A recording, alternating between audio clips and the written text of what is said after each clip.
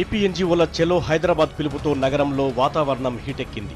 ఇటు టీజేఏసీ 24 గంటల బంద్ పిలుపు ఇవ్వడంతో పోలీసులు సెక్యూరిటీ టైట్ చేశారు. 60 ఏపీపీఎస్సీ బెటాలియన్లు, 5 పారామిలిటరీ బలగాలతో పాటు లోకల్ పోలీసులు రంగంలోకి దిగుతున్నారు. ఇప్పటికే సభ జరగనున్న ఎల్బీ స్టేడియం చుట్టూ భారీ భద్రతా ఏర్పాట్లు చేశారు. అన్ని గేట్ల వద్ద టైట్ సెక్యూరిటీ ఉంది. ప్రతి రోడ్లో బ్యారికేడ్లు పెట్టారు. ఎటువంటి గందరగోళం జరగకుండా ఉండేందుకు సెంట్రల్ జోన్ డీసీపీతో పాటు 8 మంది ఎస్పీ ర్యాంక్ అధికారులను రంగంలోకి దించారు.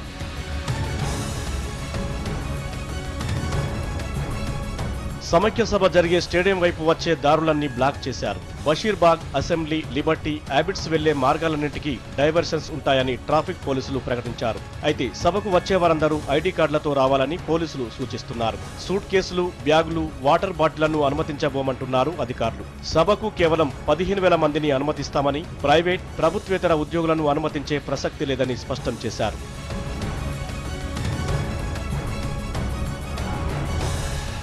ఇక టీజాక్, తెలంగాణ అడ్వకేట్లు, ఉద్యోగ సంఘాలు, ఓయూజేఏసీ ఇచ్చిన బంద్ పిలుపుతో అవుట్స్కర్ట్స్ లో చెక్ పోస్టులు ఏర్పాటు చేశారు పోలీసులు. ముందస్తు జాగ్రత్తగా నిరసన ర్యాలీలు, నినాదాలు నిషేధించారు.